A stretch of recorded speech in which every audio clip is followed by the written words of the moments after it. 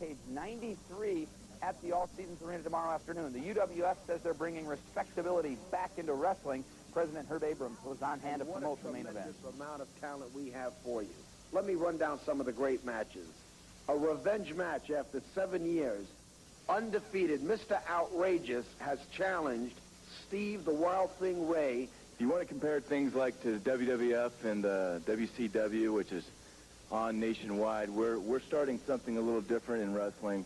There's going to be a lot more wrestling, which the fans want. I'm an amateur wrestler. I'm pretty much an athlete all around, not only in powerlifting and wrestling and everything else, but at least I'm not a big fat slob like I got right next to me.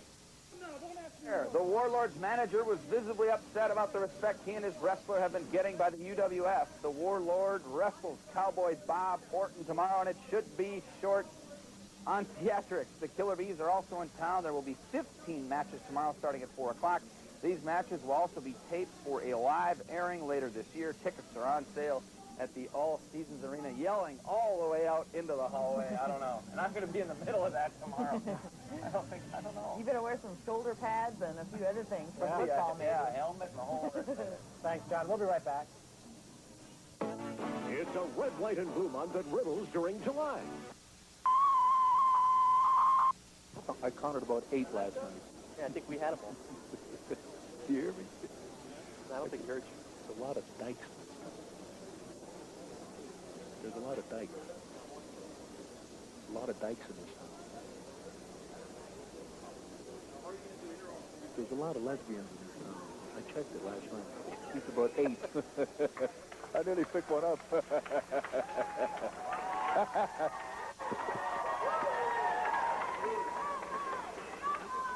How do we know when we're on? When the light goes on? How do we know when we're on?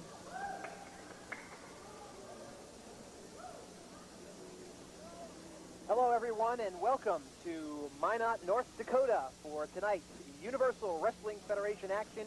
Good evening, everyone. I'm Carlo Gianelli, the new commissioner of the Universal Wrestling Federation.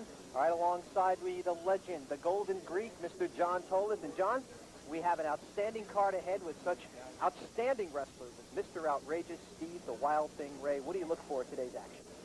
I'm going to tell you something. It's great to be here. It's great to be part of the UWF, Universal Wrestling Federation. I consider it the #1 wrestling organization in the country today, Mr. Commissioner.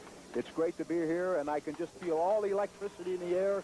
These people are waiting for great matches, and great matches they're going to get. Well, the crowd is very excited, as you can hear them in the background, and there's no sense of us talking anymore. Let's get right to the action. Up to our ring announcer, John Haygreve. Ladies and gentlemen, the 1993 North Dakota State Fair welcomes the Universal Wrestling Federation. Ladies and gentlemen, this is the Wrestling Federation for the real wrestling fan. Let's get ready for Rampage 93. In our first bout, we have got Mr. Outrageous. He weighs in at 237 pounds, and he's from Key West, Florida. Also wrestling, the professional wrestling pride of North Dakota, All-American Randy Gusto Gus. He's a former All-American of the University of North Dakota, and he weighs in at 280 pounds. Here's Mr. Here they come, Outrageous. We're ready. Mr. Outrageous against Randy Gust in the opening match. I'll tell you, this should be a very exciting match because Randy Gusto is a big kid, 290 pounds, and Mr. Outrageous is about 237 pounds. Mr. Outrageous from Key West, Florida, and believe it or not, he was a 2-time Golden Glove champion of Minneapolis. Believe it or not, that's right. Well, he looks pretty outrageous. He's brought his skateboard with him today. Also, he's got those California sunglasses on. And I'll tell you, he's a pretty colorful character.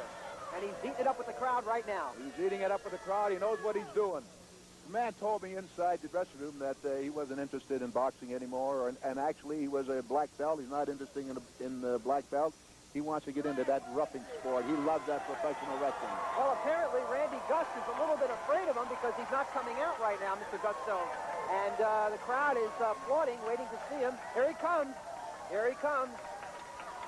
He's in touch with the fans now, shaking all the hands of the little kids.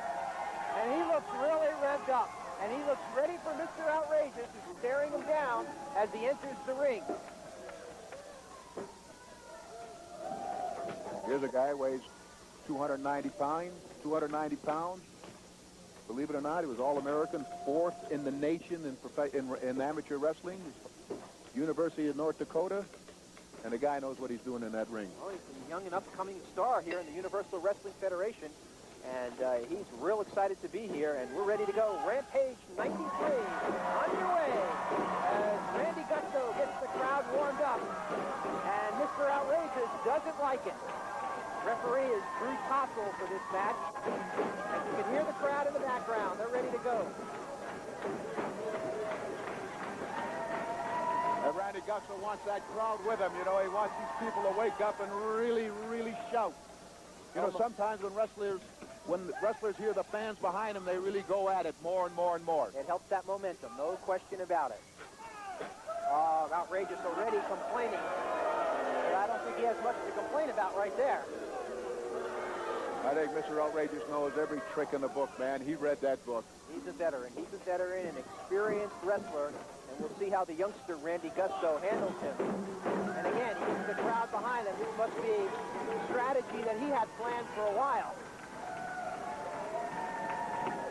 You know, this Gusto, man,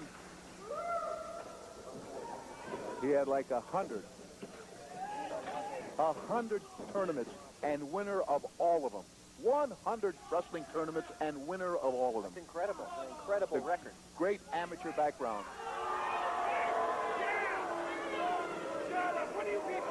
I think Mr. Outrageous is a little bit more worried about the fans than he is about Mr. Gusto here in the opening minutes of this match, John. And is that something that you think distracts the wrestlers in there? Not really. What Outrageous is doing, he knows that Gusto outweighs him by 60 pounds, so he's got to be very careful. He's feeling Gusto out. Gusto has that hammerlock, and Outrageous goes right to the ropes. Very smart tactic by Outrageous to get out of that. And he complains that Gusto might have hit him a little bit late there. That's the easy tactic, going to the ropes. You got to remember that. That's a cagey wrestler that goes to the ropes. Experienced veteran. Outrageous now pointing his finger at Gusto. Now the two of them at the center of the ring, ready to go at it. There's a good go-behind by Mr. Outrageous. A reversal by Gusto. Pick him up. Oh! Oh, not quite. Not quite. Very aggressive, this youngster. They say as a rule, when Gusto gets you on that mat, boy, it's tough to get out. Luckily, the ropes were very close for Mr. Outrageous. He's got his hands full. Outrageous got his hands full this evening. And I got news for you. Gusto's got his hands also. He's got his hands full, too. This should be a good match as it evolves. The crowd is yelling to get the action on here. Oh. I tell you, no one's going to take a back seat to no one. This is going to be a very hard, vicious match. And it's just starting because they were just feeling themselves out, and now they're moving. Yeah, now they're going. There they go. It's an armbar by Randy Gusto. 290 pounds of human dynamite. You can tell the crowd is definitely in the corner for the youngster. And he's twisting that arm. And Outrageous on a reverse with the arm tactic. Biting his fingers. Outrageous is biting his fingers. There's another bite. Referee now warning Outrageous about those tactics. I'll tell you, John, it looks like Herb Abrams has really put together an outstanding card here. He certainly has. He's got some tremendous wrestlers, tremendous athletes making a name for themselves, and this is where you make your name. UWF, you know that. Absolutely. Universal Wrestling Federation here in Minot, North Dakota, starting off with Randy Gusto against Mr. Outrageous. It's the opening match. These two seem to be still trying to feel each other a little bit more as the match goes tonight. Into the chest, and good Outrageous tackle. is down. Nice move. Reverse hip lock. Great hip toss. And another. Back to the armbar again. Two great moves. Two great moves by the North Dakotian Gusto. This guy knows his wrestling. People like this. People like wrestling, and people like that rough and tough stuff. You give him everything, and they love that. Well, you know, also, John, the crowd knows that Randy is from North Dakota, and of course, being a hometown boy, they're right behind him. Absolutely, 100%. And he's a good hometown boy because his amateur record proves it. Yes, sir. There's one a little high on that one. Little high on that one. He's using the ropes on the eyes. Oh, man, he's really digging him in there. I'm telling you, this Outrageous knows what he's doing when he's in trouble. He knows that he has to really, really give it to this Mr. Gusto and give it to him good. Because apparently he feels that's the only way he's going to get the top hand is to be dirty and rotten. And sometimes you have to do that. 3 consecutive heads to the stomach, and then a couple of fists to the stomach, and Outrageous has got Gusto in the corner in a little bit of trouble. Referee now trying to break it up here.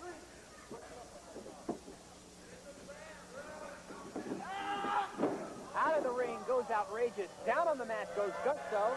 And now Mr. Outrageous, as he has done all throughout the match, continues to edge the fans on. And the fans love it. Well, I'm going to tell you something. Sometimes you go out of the ring to take a little breather, you know, but not this time. He's got this Gusto in trouble. No, Gusto's coming right back. Bro, that stopped him short. Off the ropes we go, Gusto. Let's see when he comes back. He ducks under the punch. And he gets... Oh, what a clothesline that was. Oh, boy. What a clothesline. Here's the Great good move. 1, 2. Not quite. What a clothesline. That'd send the average man to the hospital for about 3 weeks. Look at the strength on that. Gusto showing great strength, too. And Mr. Outrageous just does escape the pin.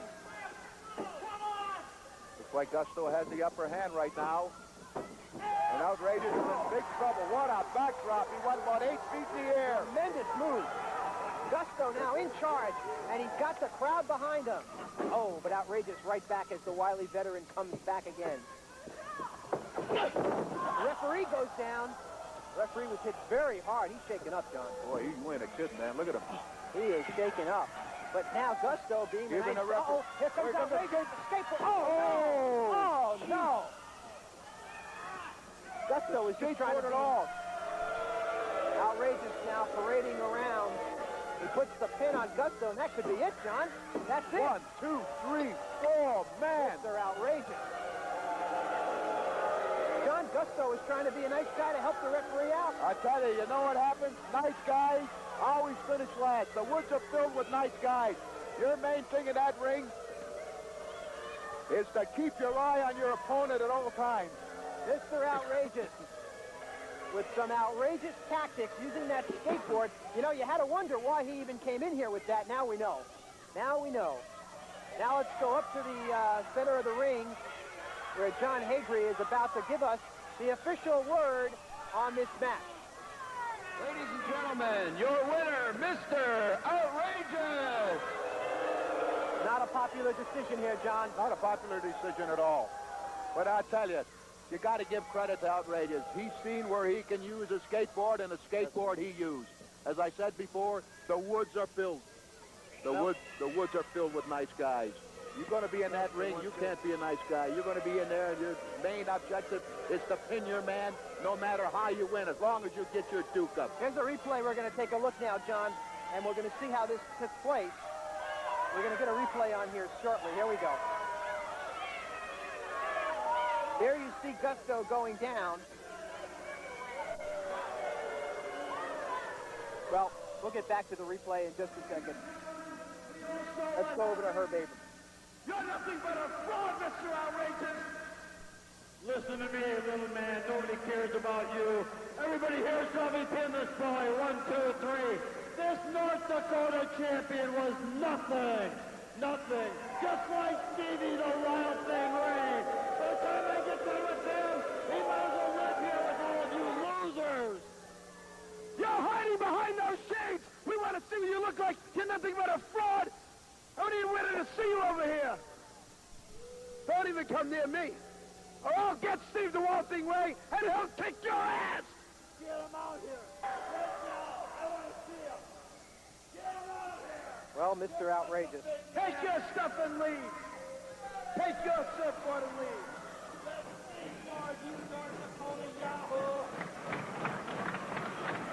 cheers for Randy Gus, the court champ.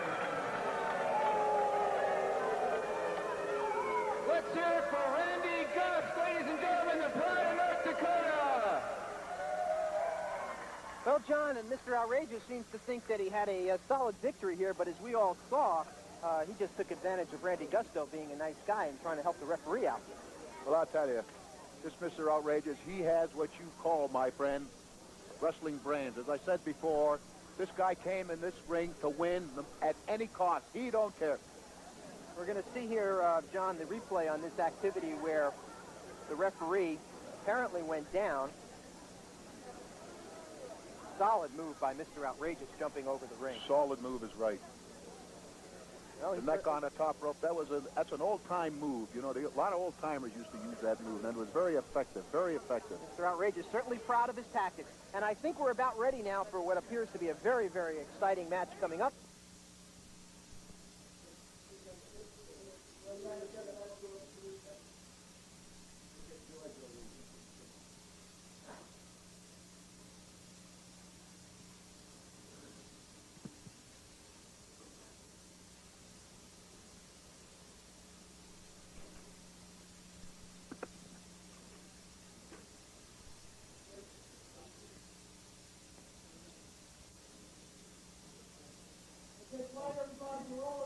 This one for the Blackhearts?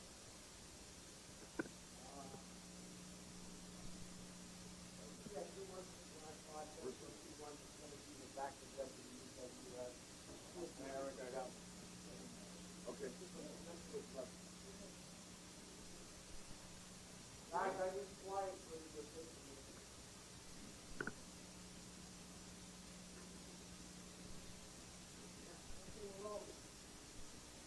Oh, yeah, everybody's buzzing about the new flight of the killer bees. That's right, the bees are back, and we're ready to attack. And we're talking about you, Blackhearts, whoever the Blackhearts are, Brumsy. You know who these Blackhearts are? No, I don't, Brian, but I just want to say one reason. There was an ill wind that blew a couple of years ago and blew the bees hither and yon. Well, we got back for one reason, for stinging, buzzing, and swarming. And we came to the UWF for another big reason. Not only is there stiff competition, but there's big money right here in the UWF, and that's what's going to bring all the major talent in professional wrestling right here. So stay tuned and be watching, because the killer bees are buzzing and stinging. Oh, yeah.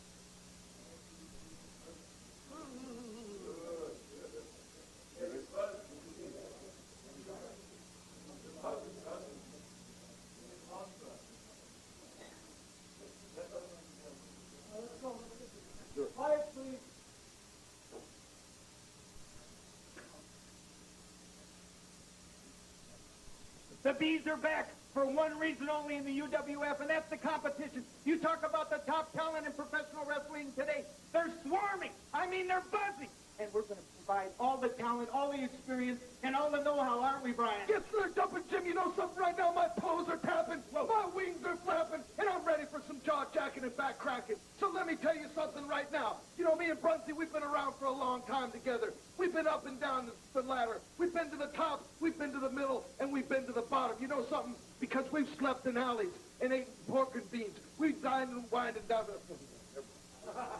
Hey, bro.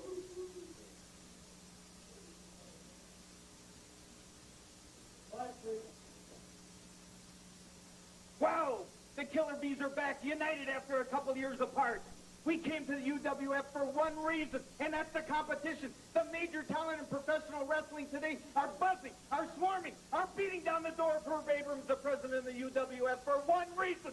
The big money in the competition, isn't that right, Brian? That's right, brother. You know, right now, my toes are tapping, my wings are flapping, and I'm ready for some jaw-jacking and back-cracking. And you know something, Brunty? We've been to the top before together, and we've started at the bottom, and we made that slow, long climb, and we saw success. You know something, Brunty? I remember whining and dining with kings and queens, but I also remember when we slept in alleys and ate pork and beans. So, you know, we know where we came from. But we're right here in the UWF for one reason, and that's to prove that the bees are back. You know, we've been to Hazel's Honey Hut. We picked up a quart of Orange Blossom Special and chucked it on down. And right now we're buzzing, and we're ready to rock and roll. And we're ready for anything that comes our way. UWF UWF, we're here to stay. We're here to buzz. We're here to play. Oh, yeah.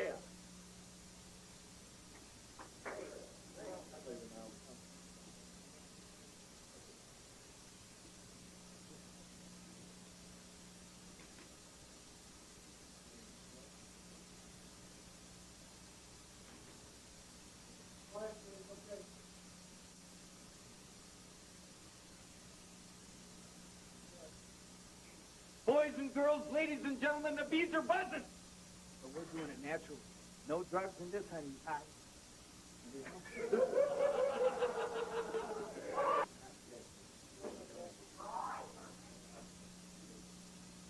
Okay. Quiet, please. Ladies and gentlemen, boys and girls, the bees are back and the bees are buzzing. But there's no drugs in our system. That's right, Bugsy. You know, I'd like to say something. I'm going to calm myself down a little bit right here and tell everybody out there. Everybody knows. This one's right. This is the last one. We'll be out of the way. Quiet, please.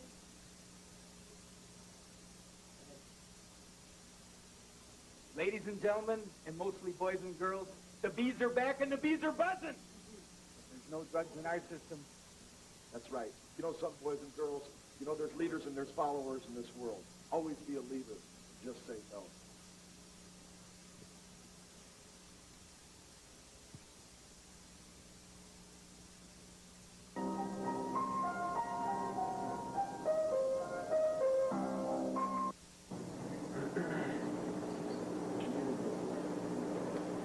Huh?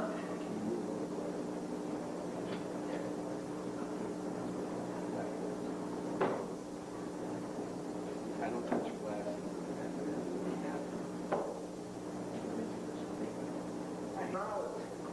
It was so funny.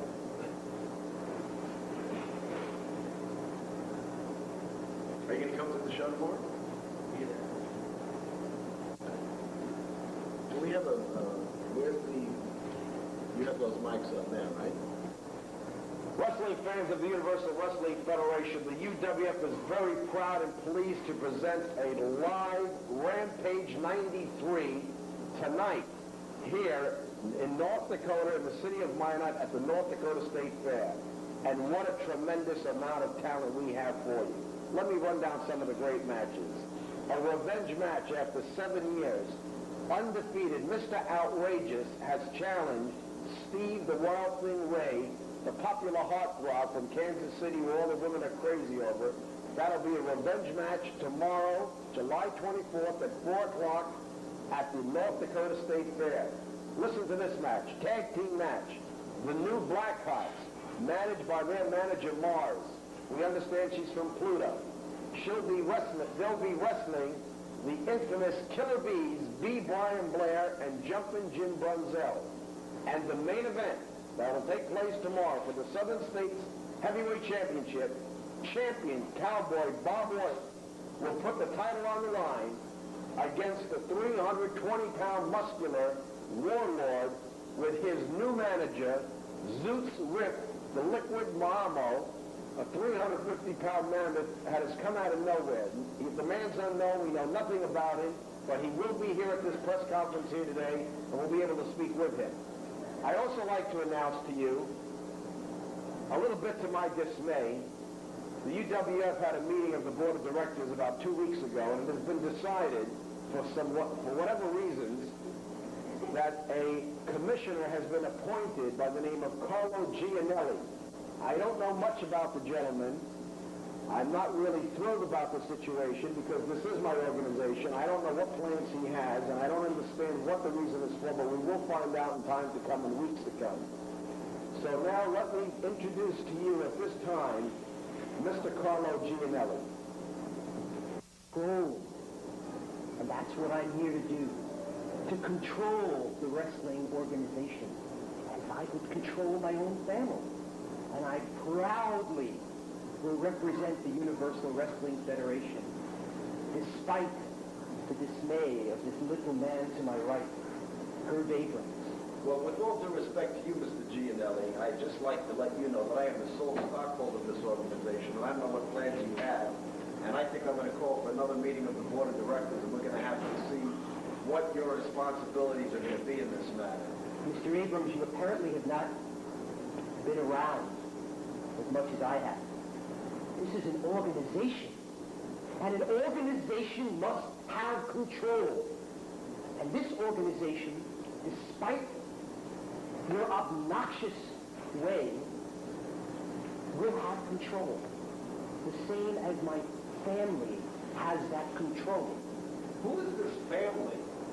What are you, the mozzarella family? What is this family? The Gianelli family. There are many people in the Gianelli family, and this organization will be controlled the same way. Rules are made in this organization by me and will be adhered to.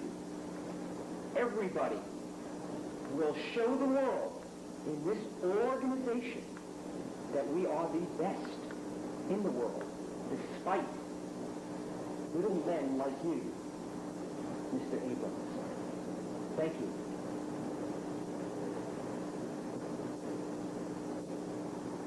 Well, I heard what the man had to say. I certainly don't appreciate any of his comments, and I think in weeks to come we're going to find out that Mr. Gianelli will find out that he'll be on his way out of the Wrestling Federation as fast as he came in.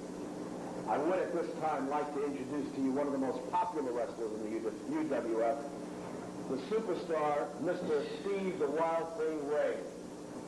Steve, how are you? How good?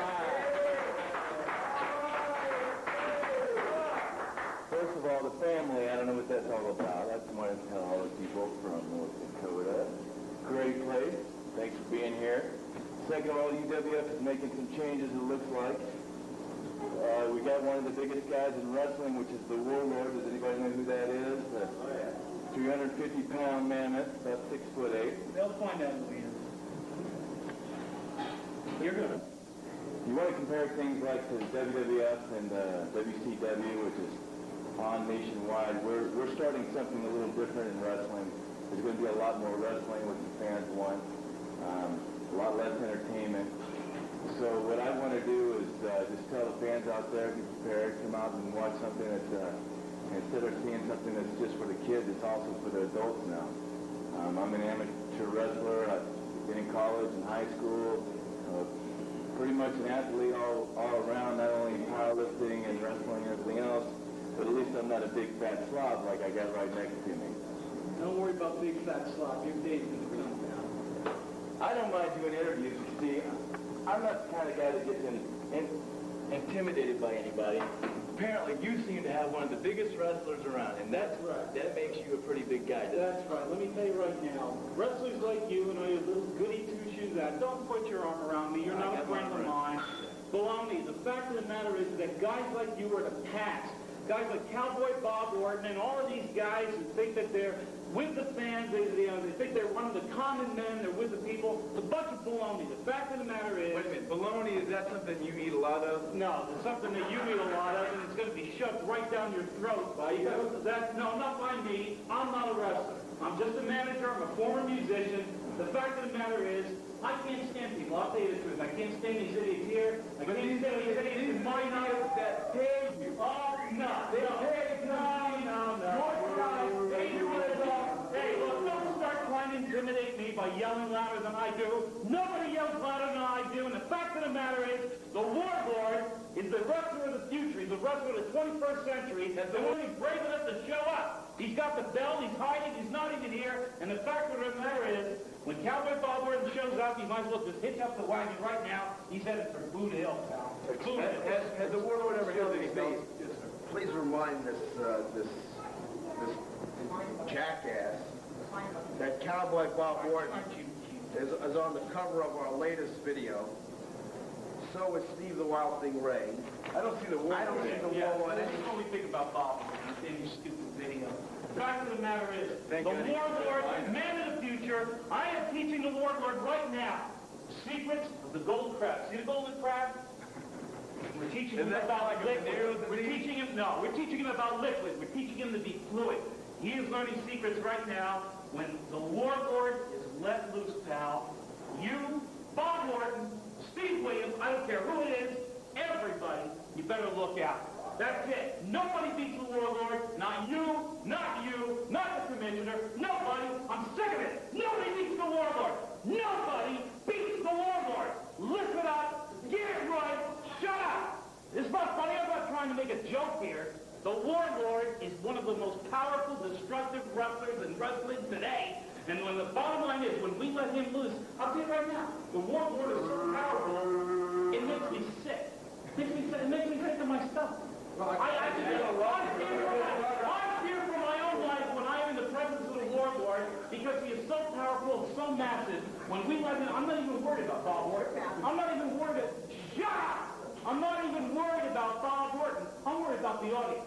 I'm worried about the people in my mouth. I'm worried about the whole damn country. What's going to happen when the evil of the warlord is unleashed? How do you stop it?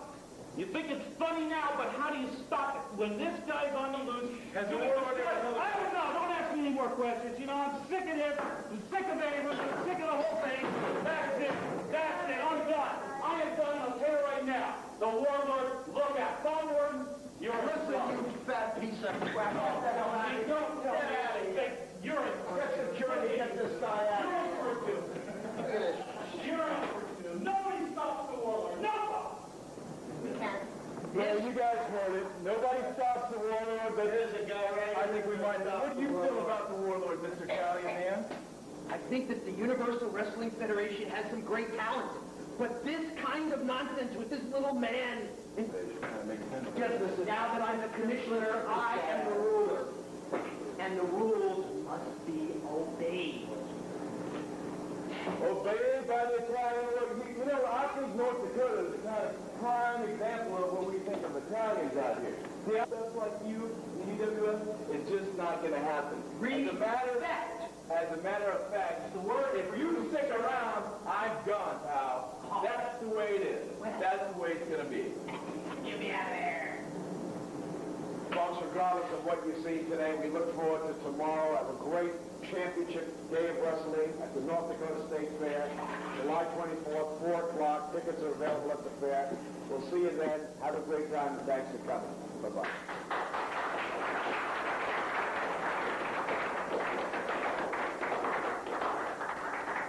Now let's go beat the shit out of the fat shot.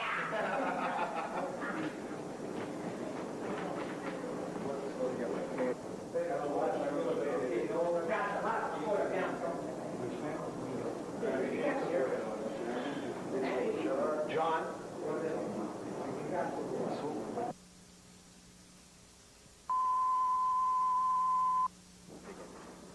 And the only way you can do it is by going out to the fans. Let's just take a look at the challenge we got for today. Beautiful day, North Dakota. We're sitting here with Pepsi in our can, and Diet Pepsi, that is. There's a bunch of inbreeders here. So be patient. And look at this next video.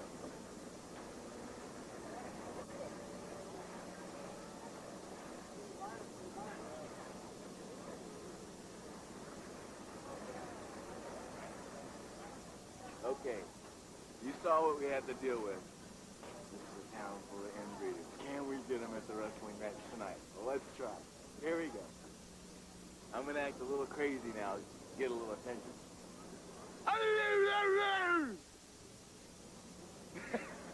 Didn't do anything. Step right up, the greatest show in town, ladies and gentlemen. Worldwide Wrestling coming to you, UWF. Look at here, we got the best lady here in the house. Oh. Are you guys gonna go to a wrestling show tonight? No. No, we don't go to that kind of entertainment. We watch pigs and cows. Pigs, cats. Well, it doesn't look like we're having too much luck here, you know. I'm trying the best I can, but right now my focus is on something else that's pretty nice. Flashing right there. There you go. Oh, look at that again. These people are kind of conservative. I'm about ready to get lynched, I know it. Okay, people, don't look. Just go to the show. Thank you. These people can't control themselves. They're going wild. Look at it. They all want my autograph, I can tell. It's just in their minds. They don't want to ask because they're too afraid. But they all know who I am. They know. I know. I know. They know. I know. You know why? Because we're doing a commercial. The wrestlers from the Universal Wrestling Federation will be giving autographs in the lobby of the All Seasons Arena until 4 p.m. Who's gonna go to the wrestling show? We'll be giving autographs in the lobby of the All Seasons Arena You ought to just go to the show. until 4 p.m. today. It could be a strip show. Don't. Hey, you suck. Don't. Hey, you suck. You suck. The M stands for... Oh, yeah, come here. Come here.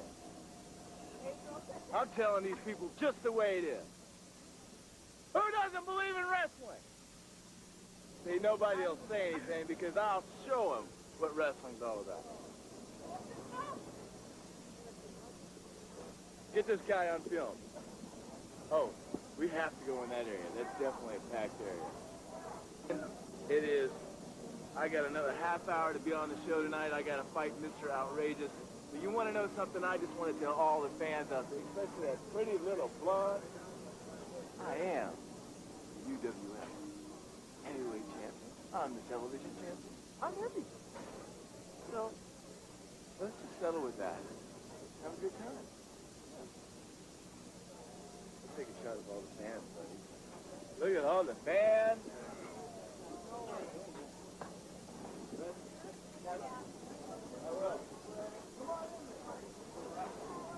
Yeah, you make a lot of money.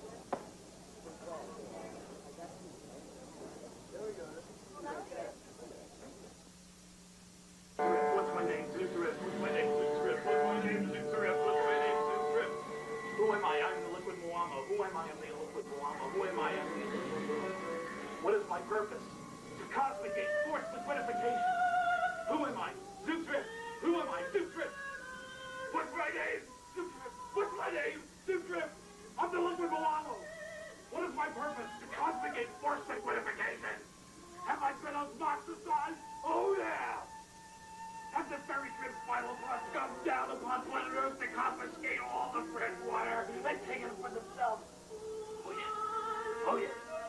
What's my name? Zootrip. What's my name? Zootrip. I am the liquid Moamo. Am I the manager of champions? Yes, I am. Am I the manager of champions? Yes, I am.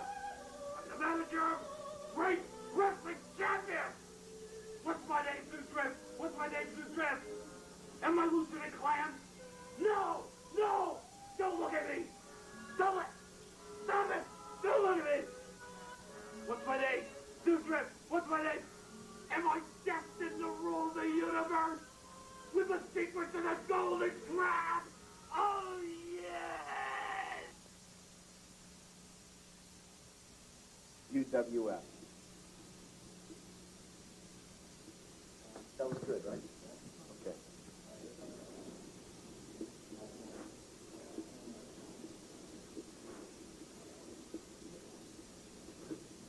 Hi, I'm Todd from Minneapolis, Minnesota. I'm coming to UWF. No good. Here's how you got it. You guys have to shut the door and leave, please.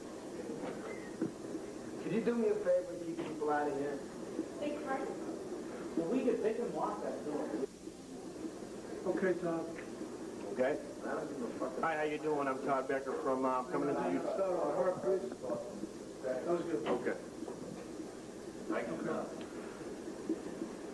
Hi, how you doing? I'm Todd Becker. I come out of Minneapolis. I'm coming into UWF. I hear there's a lot of competition here, good, strong competition. I can't wait. I'm a newcomer in the industry. I'm looking forward to seeing you all here.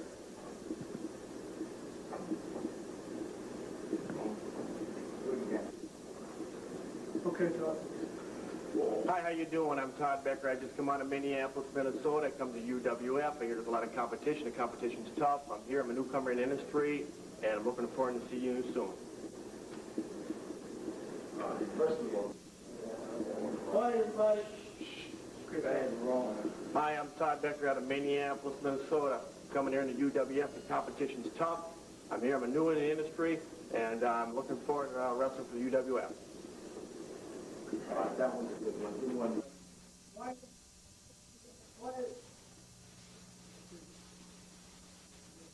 I'm back in the UWF. It's time to talk about what's going on here now. Let's get a little history. Let's talk about the future. Bob Orton, he's still in. Ryan Blair, he's still in. The Killer Bees are back together. John told us everybody's talking about one thing that's happening in a couple of weeks now. Yeah, my friends in the locker room, Bob Orton, you've been teasing me about a little history I had with somebody by the name of Mr. Well, Mr. Outrageous, in a couple of weeks, we're going to see something. We're going to see where my experience started and where it ends. In a couple of weeks, we're really going to see who is going to be the next champion.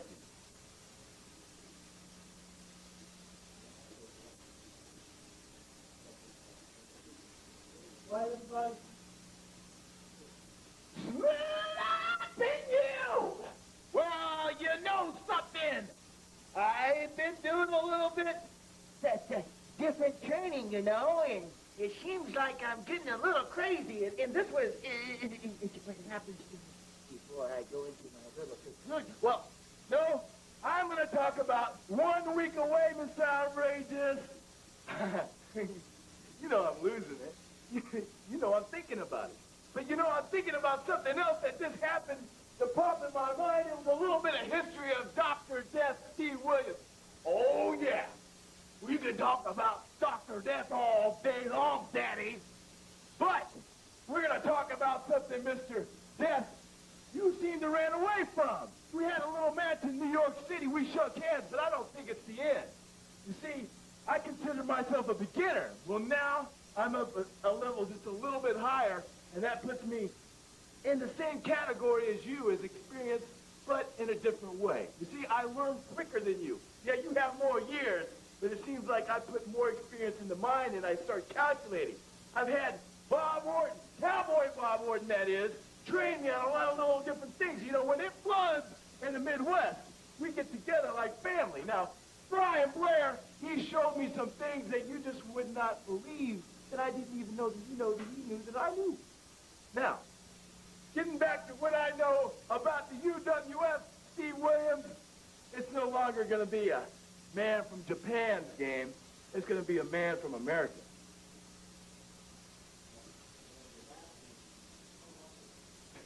You got it. Everybody? You know something, Mr. Abrams? I know you came in the World Wrestling Federation to talk about the Wild Thing Stevie Ray. We know he's the best champion in the world. We all know that he's the best competition. What is it? Oh, you know. You look. Oh, you're good. Wait 1 second.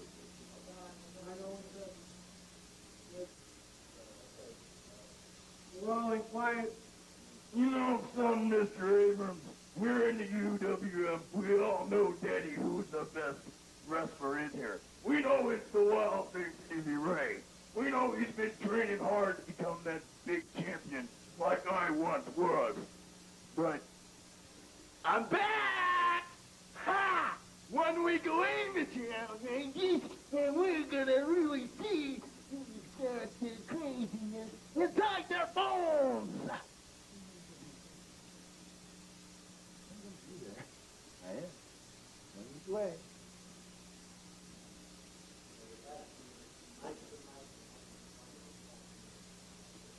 Everybody, tonight! Woo! You know something? It seems like it's going around the world. Wild Thing Stevie Ray, we all know you're going to be the next UWF heavyweight champion. One night, one day, but tonight is the night. You know something outrageous? We're going to have the time of our lives because I'm going to get you on the ground, and it's going to be 1, 2, 3.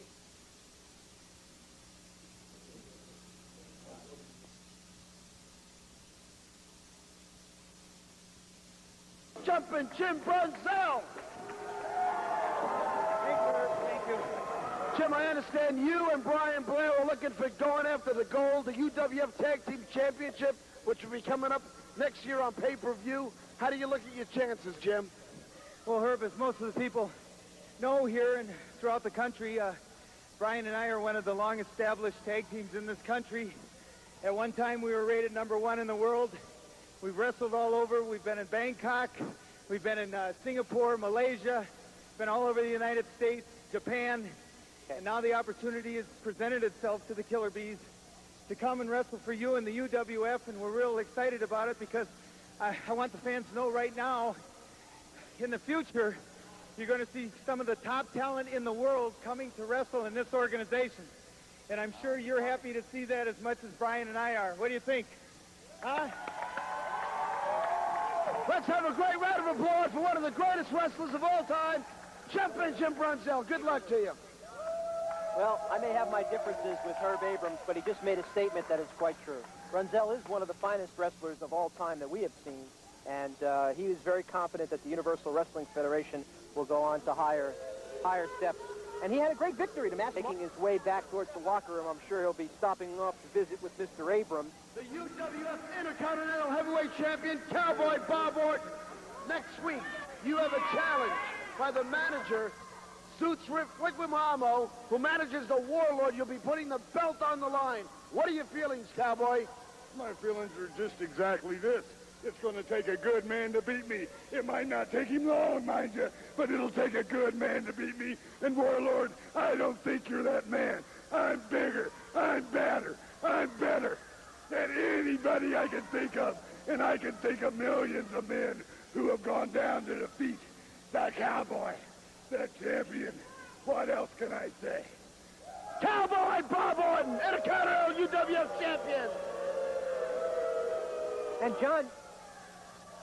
John, you know, that should be quite an interesting challenge. The Warlord, who, as you know, is a powerful wrestler, against Cowboy Bob Orton. And what would you think of a matchup like that, which is coming up next on the UWF? Oh, man, that's a match. Listen, that's one of the greatest matches of the year. I got news for you. You ever see this Warlord? This guy's 6'5". He's a giant. The guy's got a 52-inch chest. He's got 23-inch arms. He's got a cap on him like, look out. He's got thighs 33 inches. I mean, the guy's a giant, and he's strong, and he's agile. I've never seen a guy that big. This guy's got to be the biggest guy in the world. And he's got a small waist. I mean, he's proportionate. Guys, you know, he's a giant. The guy's fantastic. I can't believe it. And he's got this new manager. And he's got the new manager. I call him Mr. Rift. That's all I say. And I tell you what, he's a... Well, I don't know if I'm going to call him Mr. Rift or not. I have to wait and see, because, I mean, after all, the commissioner has to earn the respect of the wrestlers, and I want to make sure that I duplicate and reciprocate. Well, the only thing I tell you, Commissioner, I respect you. Well, so don't worry about it. Thank you, John. Let's hope that everybody else does. Here's Bob Orton now. on the replay. Well, he's really winding up here. Look at it. that.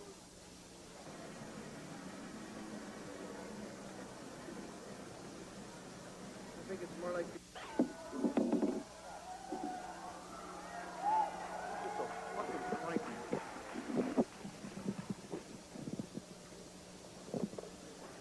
Are we ready in the truck? Hello.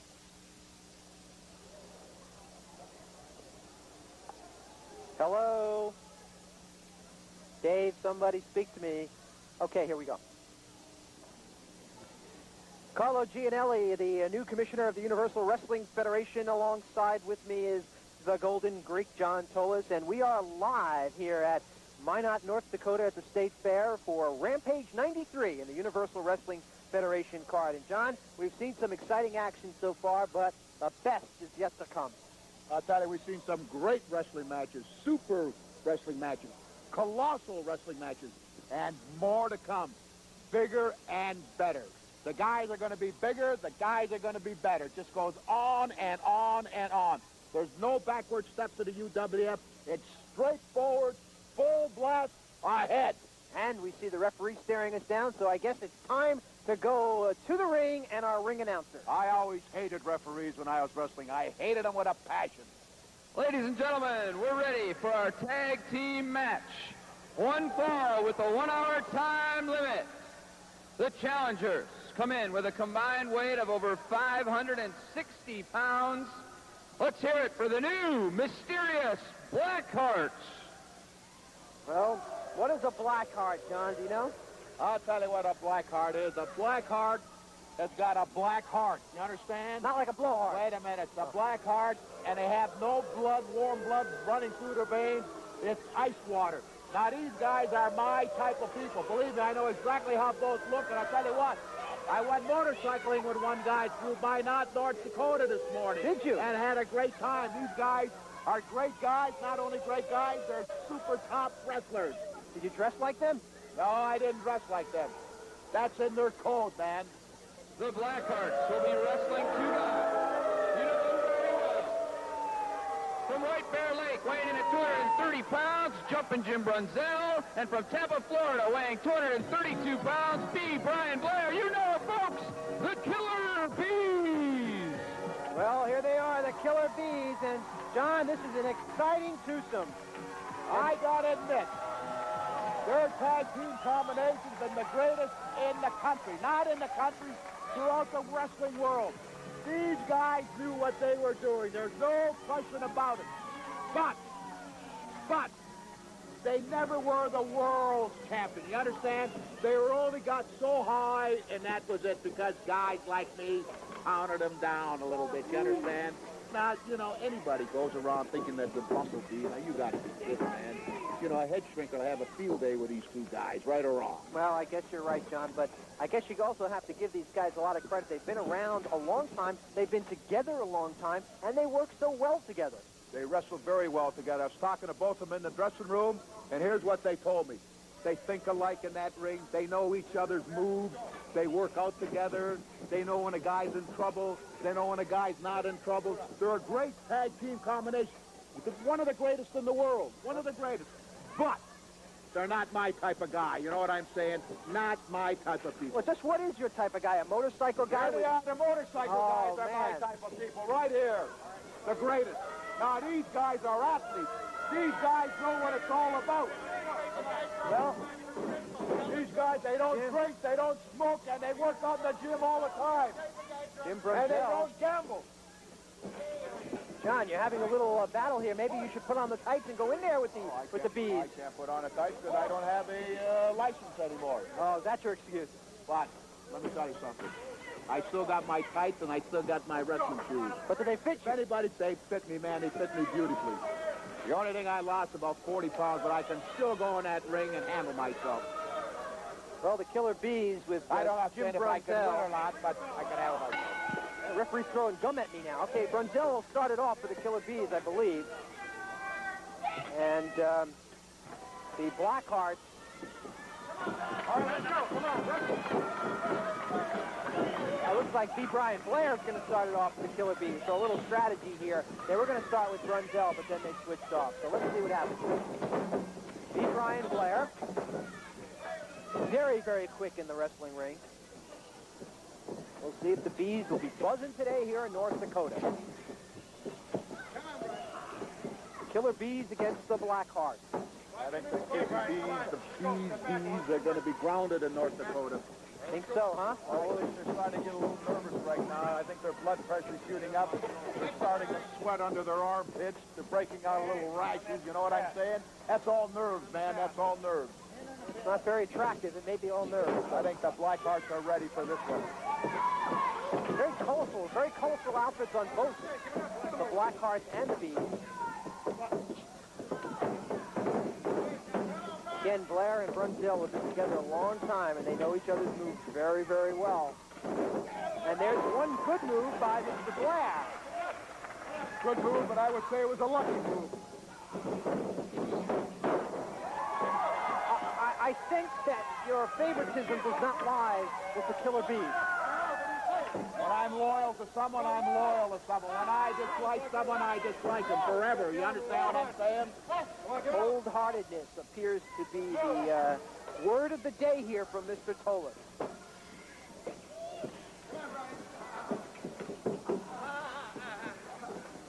Bruce Sykesman, the referee, watching the action here as B. Brian Blair works on that left arm.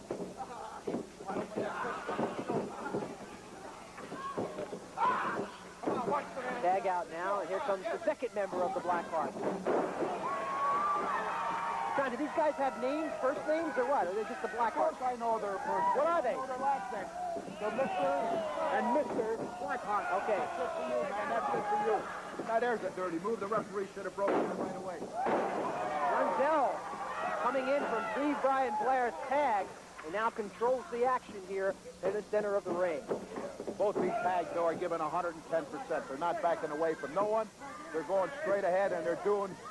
The match is even, I would say, right now. Wouldn't you say it was Absolutely. And the competition here in the Universal Wrestling Federation continues to show wrestlers giving 110%. Now Blair off the ropes on a tag out from Brunzell. Nice move by the Killer Bees. A lot of action in this non-stop in this match. It's a blockbuster match. Blockbuster match, and the fans are enjoying it. See Brunzell looking on as Blair applies tactics to the Blackheart.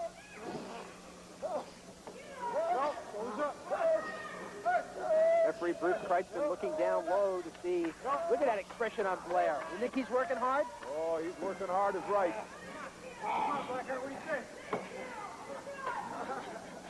They're putting their all in it. They're starting to sweat now. You understand? They're putting everything into it. They want to win. They want to win. I can smell it. Oh, and a great combination by the Killer Bees, and Brunzell applies for the pin, but can't get it on a count of 2. Nah, let me tell you something, Commissioner. That was an illegal move. There's 2 men in the ring against 1. Now, you call that a legal move.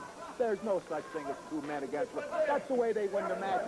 2 guys against 1. Why didn't the referee break that hold and push one of the bumblebees out of the way and bring in the other guy? But no, he didn't. There's favoritism in this ring already. As commissioner of the Universal Wrestling Federation. Well, if you're a commissioner of the Universal Wrestling Federation, do something about it. Well, that's what I'm here to do, and we'll just see. And I'll make up my own mind, as I have done in the past with all of my organizations. But I appreciate your opinion, Mr. Kohler. 2, 3. Jim Brunzell now circling the ring, trying to see his next approach. Rampage 93. Universal Wrestling Federation has put on an outstanding card here in North Dakota. Brunzell now with control. He grabs a hold of that right wrist and now goes to the left, applying pressure on both arms. Looks over at you, Mr. Polis, to give you a little lie. He's looking at me because he wants me to say, great move, Brunzell, but I won't say nothing. Nothing at all. I'm trying to impress you there. Hey, let me tell you something. They're good. I didn't say that they were good. They're lucky. They're very lucky. Look out. Now, there's another move. The referee should have broken that once again. But no, he didn't. An elbow right to the throat. 1, 2. The Blackheart kicks out. Now, that Blackheart in that ring is wrestling too. You understand what I'm saying? It's not fair. It seems to me, if I have any knowledge of the sport, that tag seems to be legal. It's not a legal tag. When you tag, you go out, and the other guy comes in. You don't tag, and the other guy come in, and both are in the ring and do a maneuver and then go out. You have a lot to learn about wrestling, Mr. Commissioner, but you stick around with the Golden Greek, and I'll teach you, my friend. Teach you. 1, 2. But will you teach me the right thing? I'll teach you the right thing. Everything I teach is the right thing. Everything I teach is the right thing, man. Oh, now, this is legal. This is legal, I suppose, Mr. Cohen. Look at those 2 guys on Brunzell. That's a chin And hold. now the referee walks right out of it. I think that's a fabulous maneuver. It's one of the better maneuvers I've seen all night. Come on, let's get out of there. Let's go. Well, Steve Brian Blair. Another left to the belly. Blair down now. It's suck and win now, man. He's suck and win. Another one right to the midsection. He's in trouble. Brunzell is in trouble. Into the rope. Breaks the eyes on the top rope. Brunzell's not in trouble. He's in big trouble. Now he tags the Blair. Tag out. Look out. God, he couldn't take it. And that's a sign of the way the Killer Bees work. There's an old Carpentier move by Blair. The copycat. He copycats all the moves. Ooh, to the mat. That hurt the back of one of the Blackhearts. Now Blair goes to work on that the right foot of the Blackheart. as you looked over at Brunzell for some words of inspiration. Come on, Blackheart, what do you say? I'll tell you about these Blackhearts. They can give it, and they can take it, and they can take it good. Well, they're taking it right now. Spinning toe hold. Now, there's a painful hole. A painful hole. Many wrestlers will quit on that one, man, but he won't quit. I know he won't. One shoulder's up. That's a pace. Got a tag. He's coming. Got a tag. Now, it's a double spinner. Look at that spinning toe hold. I will agree that they're in there a little... Well, I want you to do something. I'll look into this. I will look into this.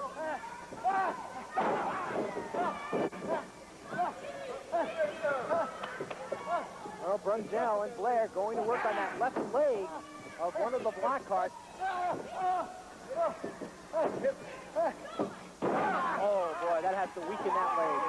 Has to weaken the leg. Referee controlling his snatch, and I have a feeling this is going to get out of hand soon because both participants seem to be very aggressive in putting two people in the mat, in the ring at the same time. Nice trip up by Brunzell. Here comes Blair again, and once again, the two Killer Bees remain in the ring despite the referee's warning. You see, I watch this match as a professional. You understand? As a professional. You watch this man and all this match and all these fans as a viewer. But I have the inside know. I know what's going on. And I think that the only reason that the Bees are ahead of the little Blackhearts here is because they're cheating, and they're cheating like hell, and they shouldn't be doing that. That referee should disqualify the Bees as of now. Throw this match out and give the victory to the Blackhearts. Certainly are adamant about this. I see some very strong feelings. See what they do? They double team on the guy, and then they tag illegally. They tag him with a spinning toe hold.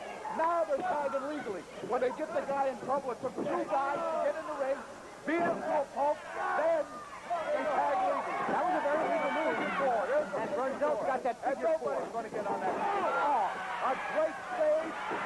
Now what is that legal about? Another kick. Keep picking up. Another kick. And another kick. How much can you stand? There were two Blackhearts in there. And how much can you take? Oh, Brunzell is being beaten to a pulp. That's what I like. That's what I like, Brunzell. Blair's trying to help him out. Take your own medicine. Take your own medicine now. Swallow that pill. Pretty hard to swallow, huh? You can do it and get away with it, but when it's your head, how do you feel now? Cover up. Come on, roll count. 1, 2. Not yet. Very slow count, Ref. Very slow. Pick it up. The Golden Greek showing signs of deep-seated emotion. I can't believe I'm hearing this. That hot blood that's running in me. Where does it come from? It's come from the Greeks. Good move. Great slam. Boy, Brunzell is taking the punishment. A cover. 1, 2. And for the approval of Brian Blair, Brunzell breaks away. That was 3. I would say that was another 3 count. But no. Are you making up your own rules here? I'm not making up my rules. Look at a UWF rule. And now the crowd trying to get behind the Killer Bees. Now that's what we call a legal tag. One guy tags the other guy up. But the Bumblebees don't do that. They don't do nothing like that. They're both in the ring. Crowd yelling, "Go Bees, go!" Now here comes Brian Blair, and he is very upset. And while he's upset, here come the two Blackhearts pounding away at Brunzell. The tag is under the rope. Everybody's seen that. The tag is under the rope. You got the tag over the rope. I'm sorry, Mr. Golden Greek, but you and I have the same vantage point, and I'm not exactly seeing what you're seeing here. And here comes Blair again, stopped by the referee. Because you're watching as a viewer. I'm watching as a professional. That's the difference. Brunzell is taking a very, very bad beating. It's going to be hard for him to recover. I'll tell you what, you give a little credit to Brunzell because he's taking a hell of a beating. And he's getting beat by two guys. That's all right. That's all right. Now, here comes the other Bumblebee now to his rescue. Get him back in the corner, Ref. Get him back in that corner. They're killer bees, not bumblebees. Brunzell now trying to make a comeback here. You call them killer bees, I call them bumblebees. And if I wasn't on television, I'd call them worse. A left to the midsection, a headlock. Brunzell is really in big trouble. He's in that corner. They're pounding him, man, pounding him. And here comes Brunzell with a couple of punches back to the midsection, and he's trying to now wiggle his way over to the corner of Brian Blair.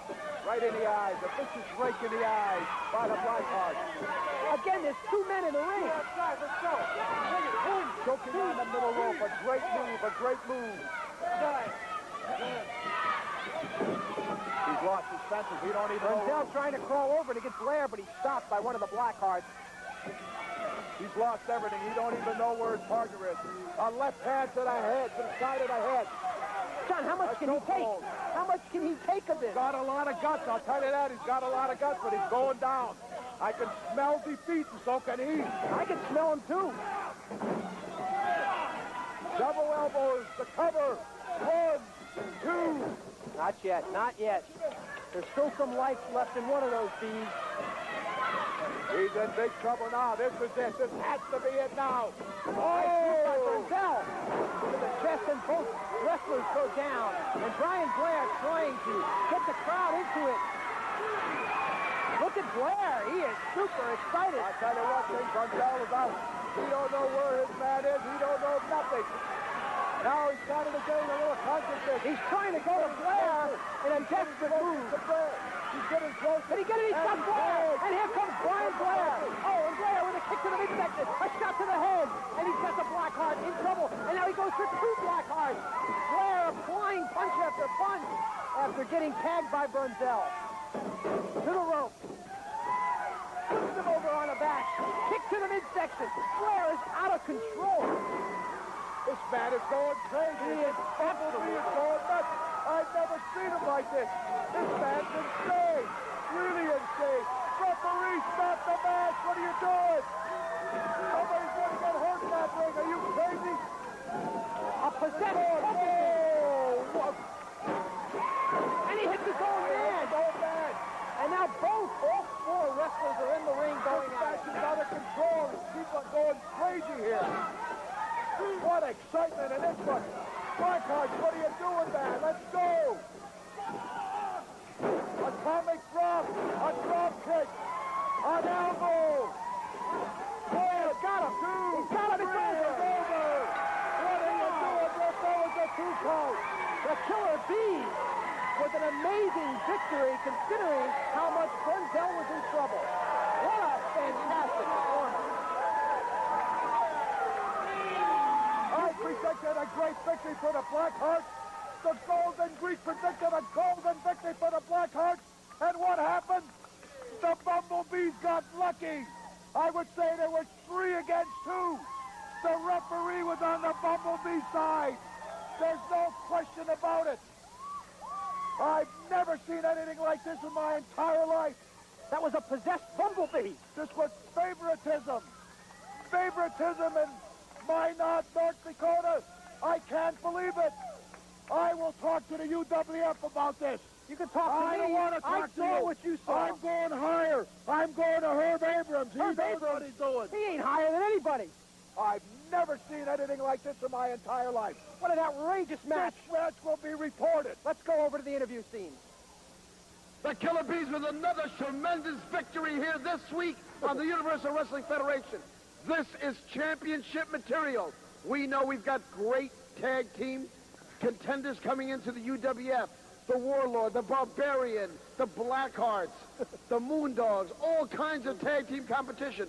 But right here with a tremendous victory, once again reunited, the Killer Bees, Brian Blair, Jumpin' Jim Brunzell. Brian, what do you have to tell the good fans here? Thank you. Thank you very much. You know, first off, I appreciate all the support. You know, that was a good team. Every time I tried to go into the ring, they'd double team and they'd maneuver the referee. It's not the referee's fault. It's hard to control 4 guys out there like it is. But they just happened to be very good at deception. They caught Brunzee in a little bit of trouble, which meant the Bees were in a little bit of trouble. But we took our quart of orange blossom special and we chugged it on down, and we got the wings a flapping and we got the toes a tapping, and we did some jaw jacking and back cracking. And I'll tell you what, I don't know who's next. Blackhearts, if you want us again, we'll take on all comers. As you know, Mr. Abrams, we have an open contract in the UWF. We challenge all comers. It doesn't matter who it is. Steiners, anybody, doesn't matter. Brunzie's a great partner, and it's just great to be back with him. So the bees are stinging once again, huh, Jim? The fact remains, Herb, and all the people that view this tonight, that the bees are back buzzing, stinging, and going for the top. No matter what the competition, we proved once again, you know, the only reason why we haven't been rated in the last 2 or 3 years is the doggone political thing that happened in New York. But we're back for one reason, to go all the way to the top, and we started right here today. So people, I want to tell you, in the next few months, you're going to see the greatest wrestling talent, whether it be single, whether it be tag team competition, right here in the UWF. So stay tuned. And remember, the Killer Bees, you can see the Killer Bees live in New York City and Nassau on November the 20th. The Killer Bees will be in top competition in New York at the Big Apple. Thank you. Well, there you have it, John. There you have it, John. The Killer Bees victorious here in an outstanding match, despite your outrageous opinions of that match. I think that the Killer Bees deserve a lot of credit for their victory over those Blackhearts.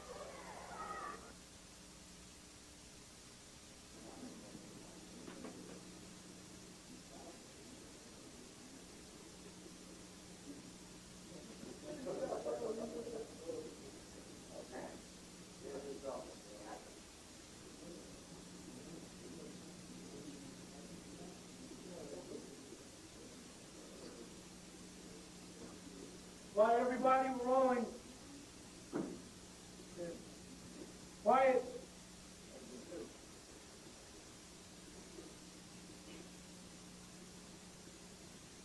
Oh, baby, Cowboy Bob Orton is back in the saddle again. Paul Orndorff, you just can't keep a good man down.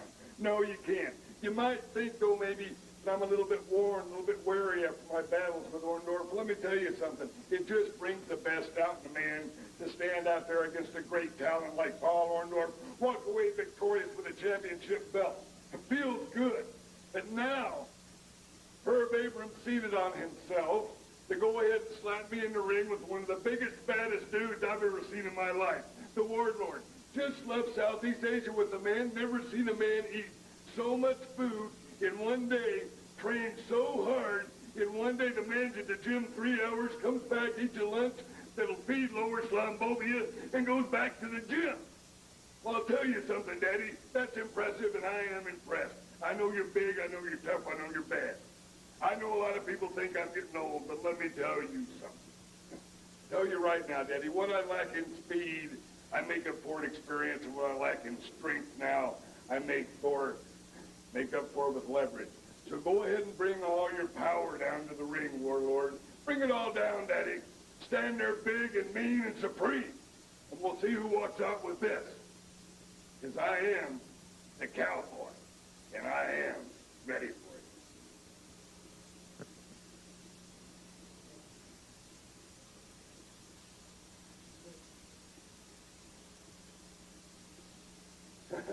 I know, Warlord, that being in Southeast Asia will drive a man a little goofy. But you come back over here with Zoot, Rip, the Liquid Mahaba, as your manager? Now, let me tell you something. Boy, that sounds funny. He must be an exotic Orientalist fella. I can't figure out what he might be, but I'll tell you something. Ain't gonna help, because when we get in the ring, you and I can stand there, we face each other. He's got to stand outside. I know what managers can do. I've been around 20 years, boy.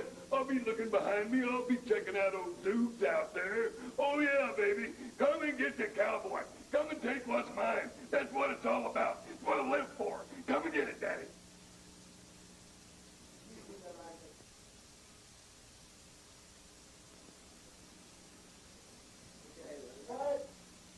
I, Zeus Rip the Liquid Moamo, did not leave the rock and roll business and get into professional wrestling just for fame or fortune or the respect of women and children. I'm here because I want to see people in pain. I want to see them suffer. I want to see them tortured. And I found the most brutal, sadistic wrestler I could possibly find, the Warlord, the man of the 21st century. take a good look at what the Warlord is all about. All 6'5", 310 pounds. Nothing stands in my way. I've come to the UWF for one reason, and one reason only, and that is to destroy everything that stands in my path. Well, right now, the only one standing in my path that I'm really looking forward to meeting down the road is you, Cowboy Bob Orton. I hope you're ready. I hope you're man enough. I want you to take one last look at the Warlord, because this is what you're going to have to step into the ring against. Cowboy, you're going to be mine.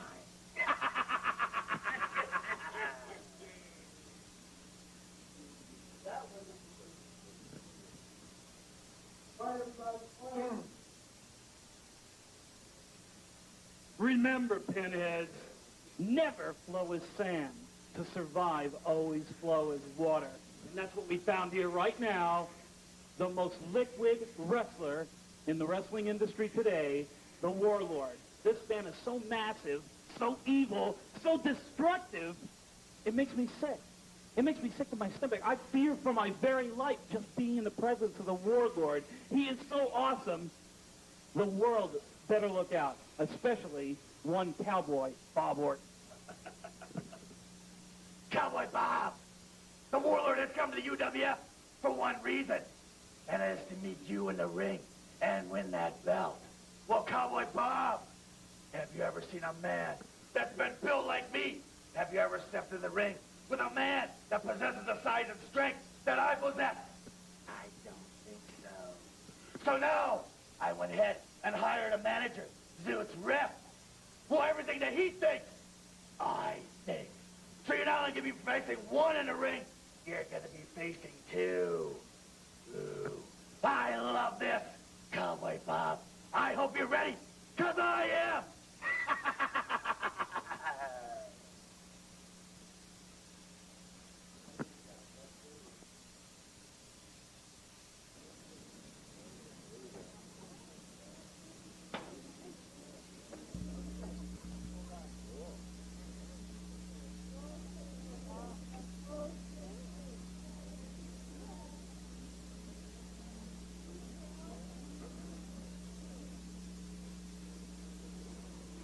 Great, buddy.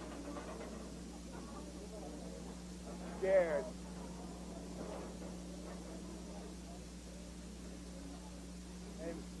Hey, make sure you get that on there. DNR. Are you trying to say I'm a scaredy cat?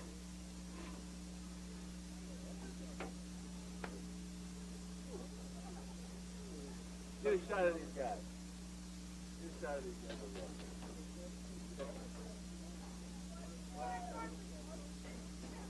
Come here, guys. We gotta get you on film. We gotta get you on film. Come here.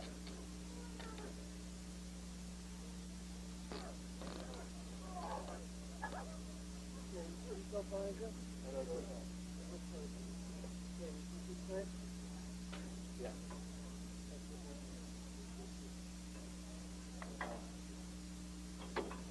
Look at this crowd. Now, are you guys all gonna watch the wrestling match? Yeah?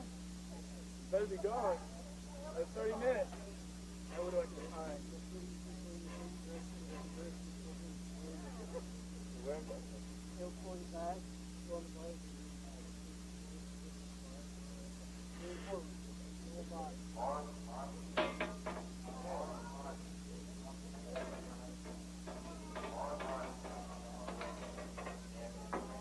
Hey, I'm doing it.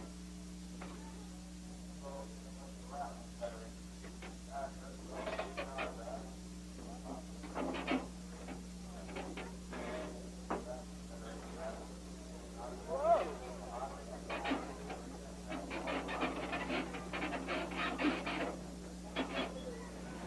Woo!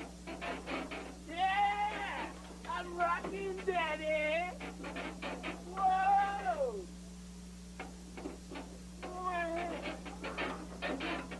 Hey! Now wait a minute, I'm getting sick. You said nobody gets sick. I've not seen a person yet. Wow! We've got old guys on here. I ain't saying much. I can't even wrestle now. Keep holding on to the guard. Good kid. Let's keep it going. Oh, wow.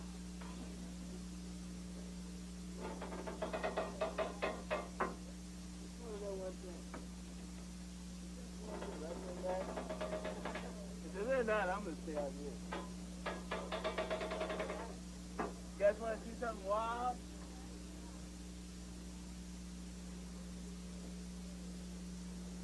Yeah.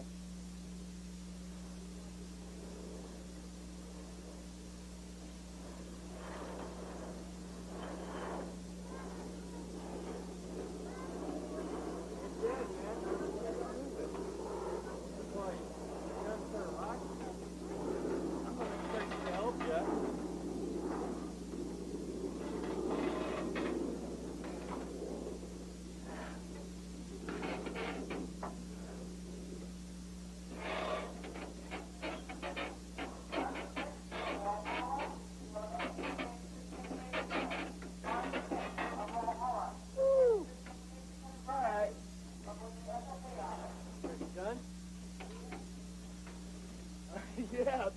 Do I not look done? Wow, I'm real done. I don't even need to go to any bars tonight.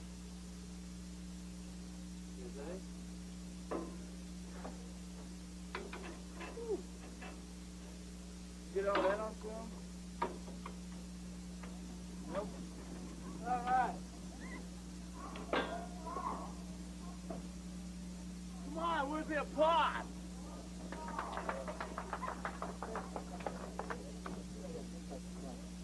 All right, stand like this guy. All right. There you go. Yeah, take it easy. Are you going to? We're going to be wrestling here in a half hour. You better go, okay? Get these guys on film. Okay, all these people here. We got all you people on film. If you don't go to wrestling match, we'll know your faces, and we'll find out where you live. Okay. All right, that was a day in the park. I got 15 minutes to my match. Goodbye. I hope when you see this, it's going to be a sold-out show, and you see me taking home the glory in North Dakota. I won't even tell you the town we're in.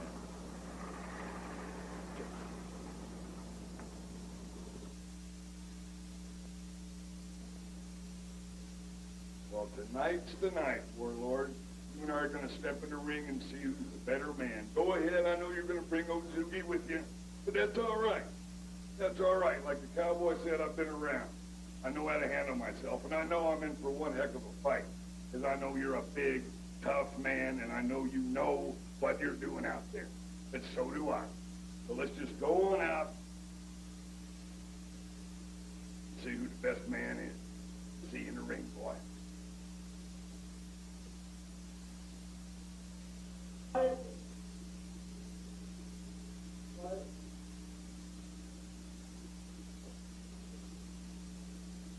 What I'm going to say is going to be short, brief, and to the point, talking to all you kids out there.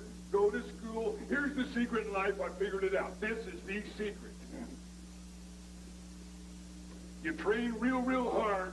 Then you go ahead and you study a whole lot harder. Don't drink. Stay off the dope. Be smart. That's the secret of life.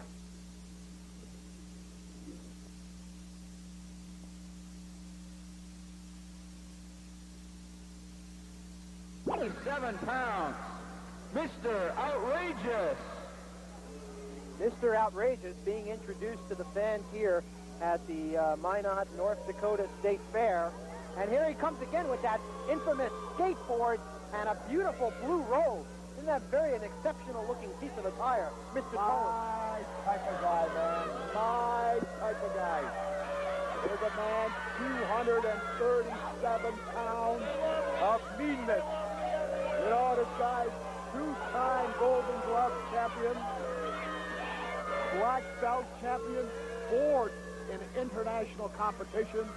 But he says, I don't want that sissy stuff anymore, he says. I want to get into professional wrestling. Outrageous. And here he is. A wrestler out of Kansas City, Missouri, weighing in at 250 pounds. You know him, Steve Wild Thing Ray. And here comes the fan favorite, Mr. Ray. Listen to the crowd, Mr. Kohler. How about that? What can I tell you, my friends? What can I tell you about Minot, North Dakota? They like colorful people like this, and they haven't seen anything like this before. But you got to understand one thing. Is this just a front, or is he sincere? You know what I'm saying? Look at him there. Look at him with the kids. He's lost. Got his hairdo done a little differently now. Now he's got it tied on top of his head, you know? Yeah, he does look a little different. Maybe it makes him look a little manly, you understand? Look at that gorgeous woman he has on his pants. Isn't that an outstanding looking lady? See that? That's your style, you understand? To me, that's not my style. You know, I'm a man. Now, there's a man, Mr. Outrageous. There's a wrestler's wrestler. There's a guy that's got cockiness. There's a guy that knows what he wants. Let me tell you something.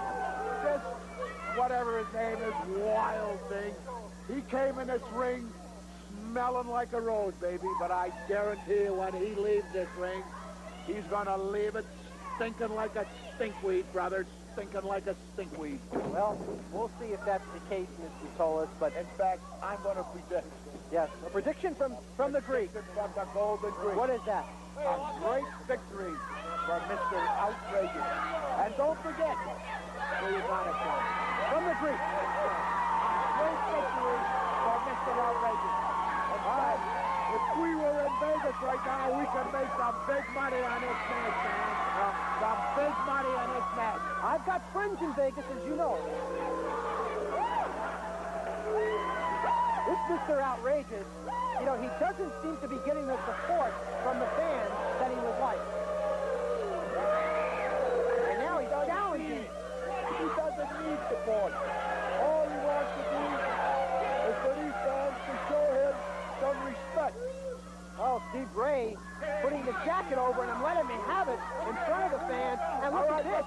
Right to our right up now. Ray is going at it, and in the ring goes Outrageous, glasses and all. And I don't think Mr. Wild Thing Ray cares a lot of his glasses. Come on, open up that camera. 2 shots in the midsection. And out goes Ray, man. Out goes Ray. Well, he's making use of that skateboard. I think watch the skateboard, man.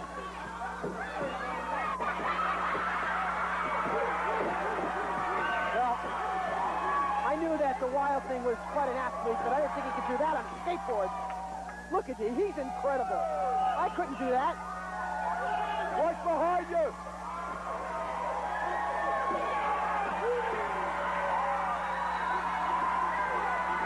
What's he going to do with that skateboard? Right on that skateboard in the filth. Are you kidding the filth? He don't know what to do with that skateboard. You know what he wants to do with it? He wants to hit Outrageous, but what do you mean? He don't know no wrestling holds inside. Good move. Outrageous really got Ray on the back as he was trying to entertain the crowd. And now they go out of the ring again, and this time Outrageous has the upper hand. And Ray goes into the gate right in front of the kids. And a skateboard again on the back of the Wild Thing. Let me tell you something, my friend. If you're not confident in this wrestling profession, I'll tell you what, man, confidence is the big thing. And if you don't have that, you're in the wrong sport, baby. You're in the wrong sport. And I think Wild Thing hasn't got the confidence, and he's in the wrong sport. He should be in tiddlywinks or something. Well, confidence is fine if you're Outrageous, but what's that deal with the skateboard? I mean, that's not confidence, that's just outright. What do you think he's doing now? Look at this. He's giving it back to him. That's what he's doing. But Mr. Outrageous, he's not trying. He's not trying to scream it or anything like that. He knows he's going to take it, and he knows he's going to give it. That's what makes him a man. That's what makes him Mr. Outrageous. What do you think they call him Mr. Outrageous for? You think his mother gave him that name? The fans, the wrestling fans gave him that name. Whoever gave this Wild Thing that name, I'll never know. That's what I want to know. I think that woman on his thigh gave him that name. Now Ray. The third rate words big enough to describe Mr. Outrageous. And But let me give you a little note. Let me give you something, a little word of advice. Never pick your nose over a bumpy road, my boy. You hear that? That's Greek philosophy. You think about that when you're on the plane tomorrow. Think of that the next time I pick my nose. Okay, now back to the action. Ray and Outrageous in the center of the ring. A couple of leg locks there. The figure four, figure four. Oh, is that what it is? I'm still trying to understand this pick your nose joke. I don't understand that. You'll get it. You'll get it, believe me.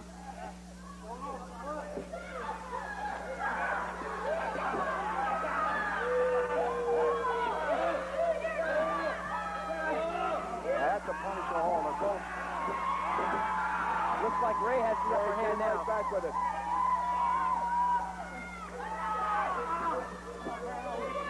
Good move. Good move. Right in the eyes. A rake in the eyes. A great move by Mr. Outrageous. A great super move. Yeah, I would think that long hair of Ray has to be a disadvantage when you're in the ring. It just gives the opponent something else to reach for. But he's not having any problem right now as he's applying the pressure to Mr. Outrageous. Off the ropes comes Ray, and out of the ring goes Outrageous. And here they go again. Once again, too close for me. This is too close for comfort for me, Mr. Tolis. Oh, Ray is really pounding Outrageous. There's no love lost between these two. Going crazy. Everybody's standing up. Everybody's screaming. Wild thing is really going wild on Outrageous. Back in the ring. But don't worry, my friend. Listen, you have a good day sometimes and you have a bad day. But I got news for you. This is going to be a bad day for the Wild Thing. Believe me. It doesn't seem that way right now, Mr. Tolis. And I think the Wild Thing is setting up a big leap here from the ropes. And he is targeting right in on Outrageous. He's got him lined up, and here he goes. He didn't get all of what he wanted. He didn't get it all, so that means one thing. Mr. Ray better go back to the drawing board, my friend. Back to the drawing board. Because you don't make mistakes like that He in took the a ring. little too much time, Because didn't he? if you're in that ring and make a goof like that, you're down the drain, baby. They flush you right down the toilet. And here comes Mr. Outrageous again. Both wrestlers hit the floor hard on that one. And both are very slow to get up. And Outrageous seems to be a little bit worse for the wear right now. As Ray goes to work again, the Wild Thing with a body slam. Off the ropes. And again, Outrageous breaks away. That's twice, Mr. Tolis, that Outrageous has avoided. Outrageous, I know how to pick my wrestlers. Outrageous knows what he's doing. He didn't know what he was doing there. And I want to know if you're still predicting a victory here. I'm still predicting a great victory for Outrageous. Mark my words. Let me tell you something, Commissioner. If you stick with me, I'm going to tell you something. You'll not only be the commissioner of UWF Wrestling, you'll be the commissioner of all sports in the country, including football, baseball, hockey. You'll have it all right here. I'm starting to like you, Mr. Tolis. I think that I will stick around you a little more. Here's a pin. 1, 2. Not yet, not yet. Outrageous is not ready to go yet. Did I say pin? Pardon me. I meant a cover. An elbow directly to the throat of Mr. Outrageous, which is an illegal move. And Ray wasn't going to have any more of that foot on the rope. He wanted Outrageous' foot off there as soon as possible to get right back to him. Let me tell you something. That left leg is not in good shape on Outrageous there, Mr. Tolis. If Sissy Thing thinks, dreaming that he can beat this guy Outrageous, I have news for you. He's dreaming the impossible dream, my friend. The impossible dream. There's no way that Sissy Thing can beat Outrageous this evening. No way. I can feel the adrenaline in this outrage. This guy has got it, man. Has got it. And he's giving it, man. Giving it with everything he's got. He's teaching this guy the ABCs of wrestling, man. The ABCs of wrestling. A backdrop, man. A Great backdrop by Mr. Outrageous. The crowd trying to get behind the Wild Thing here with a chant of Wild Thing. Silly Thing is in big trouble. Big, big trouble. Off the rope he comes. Oh, what a shot. That belly of his is hitting his knees, and when your belly is out of shape, you're out of shape, baby. You start to crumble, and Silly Thing is starting to crumble. A knee lift right in the midsection by Outrageous. And again, Outrageous decides to go to the crowd, but Ray takes advantage of it. And he got him. He got him. The referee with a quick pin. I don't know about that, Mr. Coles. I think they may agree with you on this one.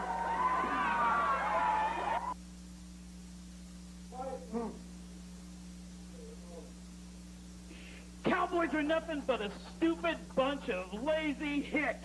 And people say that we're nuts, that we're weird. But we're talking about a guy, Cowboy Bob Orton. This guy thinks he's a cowboy. What is he, nuts? Cowboys went out with the Dark Ages. There are no more cowboys. We're talking about the man of the 21st century, the warlord, the prototype man of the future, not these stupid hicks. And one other thing, Bob Orton, you better start putting a lock on your room, boy, because we just got in there and got a hold of this little hat, and this is what we think of you stupid cowboy friends, all these idiots.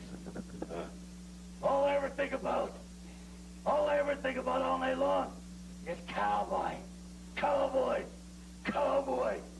Well, I'm sick about thinking about cowboy. Now it's time to do something about it. Coming tonight, Cowboy Bob Orton, you're going to step into that ring. You're going to have to step over that last line.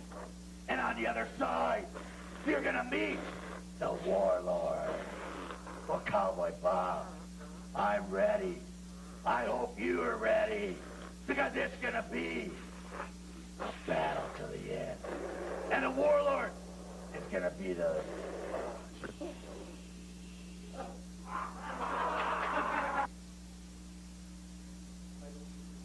This way?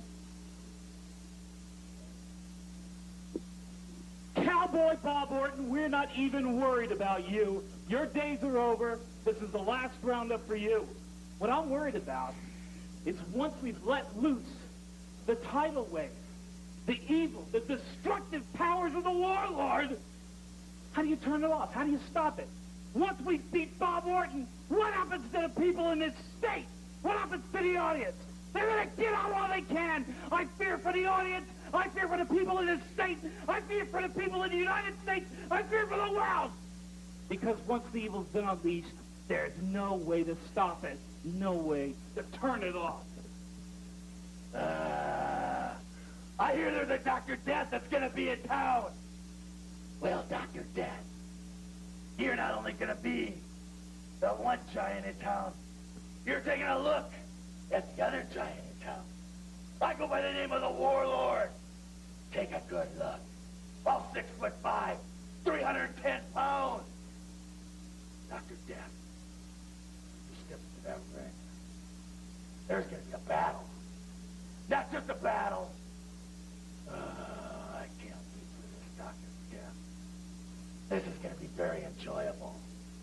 It's going to be my pleasure to destroy you in New York. New York City, your days are numbered. Dr. Death, you'll be mine. Yeah.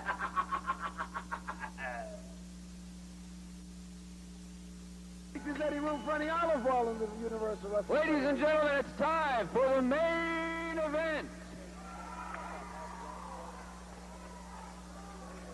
These wrestlers will be wrestling for the Intercontinental Heavyweight Championship of the World.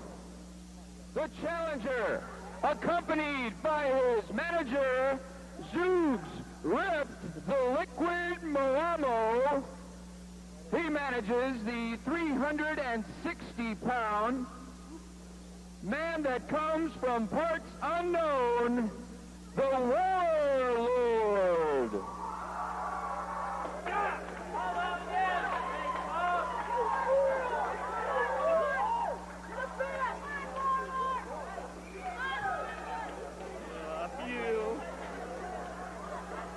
You're all hicks! I was knocking the ball a while back ago. Look at the size of this man. 5'5", 310 pounds. And now, ladies and gentlemen, the Intercontinental Champion coming from St. Louis, Missouri, weighing in at 245 pounds. Let's hear it for Cowboy Bob Orton. Cowboy Bob against the Warrior with the manager, Duke Drift. Now, I'm going to give you another prediction, my boy. Most of my predictions, or all my predictions, were true this evening. I predict a great victory.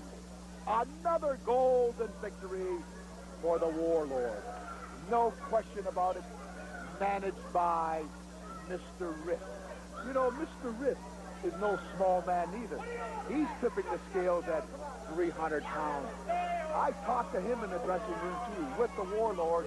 And this Mr. Riff is my type of guy also, the same as Mr. Lord. You know why? Because they're a little goofy, and I like goofy people. What is that thing around his neck there? Is that like some costume jewelry he picked up? That's a voodoo. That's a voodoo aiming at you. Voodoo. He voodooed you. And what is he carrying around in that black box? That's what everybody's trying to find Well, out. Commissioner, I'd like to know. That's what everybody's trying to find out, and nobody knows. Now, this is a title match, Mr. Toller. This is the title match. This is the match that everyone's been waiting for, my friend. Bob Orton, 245 pounds from St. Louis, the Southern Heavyweight Wrestling Champion, a great champion, no question about it. A real great champion, afraid of no one, takes a back seat to no one. Look at that beautiful belt. Gorgeous belt. What a beauty. That is a beauty. Let's take a look at that. Can we get a camera shot on this? We already did. That is a beautiful belt. I'll just hold it right here on my lap. Now, this liquid Moamo, what does all this mean? All I know about Mr. Riff is that he believes in the stars. He believes in the crabs. He believes the crabs. He believes in the horoscope. He believes in the moon. He believes in the sun. He believes in the fishes. He believes in all that kind of stuff, you know. I don't know. You talk to the man, he's a very educated man. Very educated. He doesn't dress very well. It also says here that he claims that his body is composed of 98.4% water. Let me tell you something about dress, my friend. Einstein didn't dress well neither, but he was a brilliant man. Now here's this Warlord. Well, let me tell you something. Chest, 53 inches. Arms, 23 inches. Thighs, 33 inches. The guy's a monster. A monster. And agile, man. Agile. Well, this Duke Drift guy, I hope he stays out of our way here. We can enjoy this match. Everybody's waiting for this match. Everyone in wrestling land is waiting for this match. Because I'll tell you what, my friend, Warlord wants that belt around his waist because he richly deserves it. And he told me in the dressing room, I'd do anything to get that belt around my waist. Well, apparently the crowd is more worried about this liquid Moamo guy than anything else as he circulates around the ring and jabbers with the fans while Cowboy Bob Orton now has to focus in on what seems to be a very, very difficult task ahead. The challenge of the Warlord. You're outweighed by 60, 70 pounds, my friend. I don't mean by FAT, I mean by muscle. That's a hard task. Bob Orton's got one hell of a hard task in front of him this evening. Very, very hard. The first thing that hits his mind, man, I want to keep that belt because that belt means everything to me. That belt means my livelihood. That belt means prestige. But can he keep it? Losing it from the Warlord. Take a look at this Warlord. His back is bigger than the TV monitor. The guy is huge. And all he has to do is walk around the ring and he puts fear in his opponent. Take a look at that man. Look at this.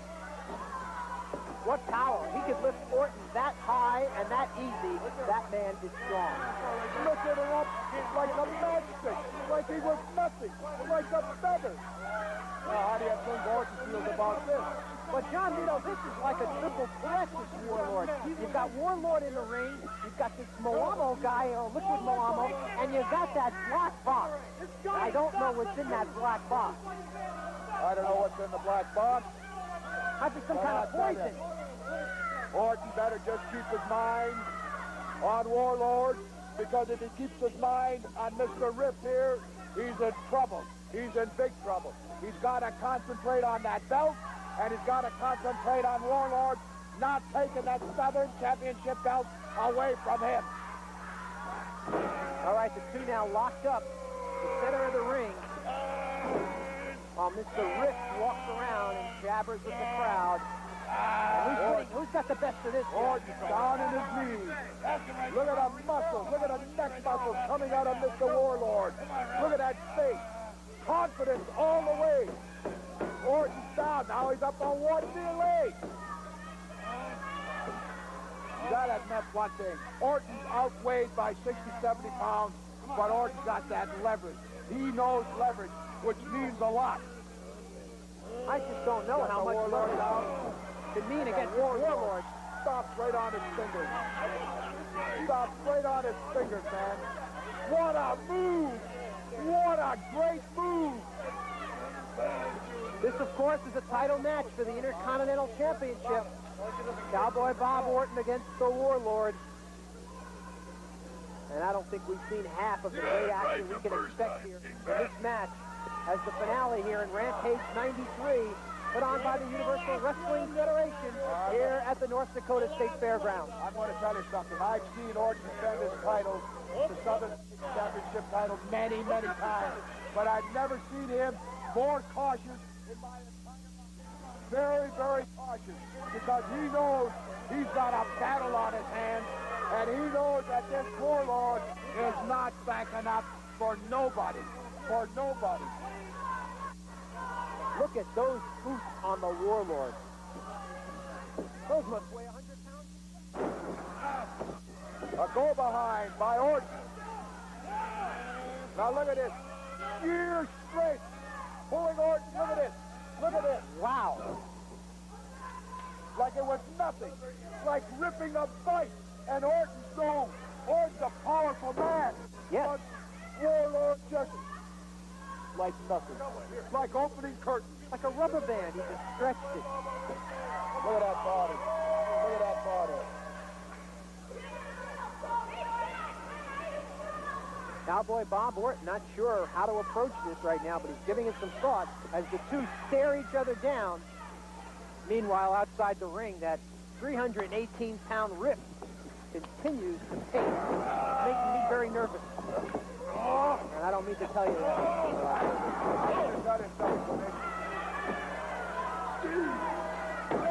Orton now out of the ring.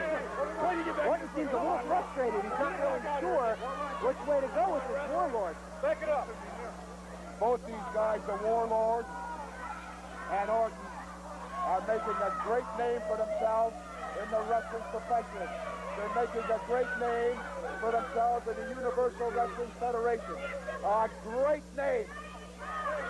And believe me, they're both smelling blood on this one, man.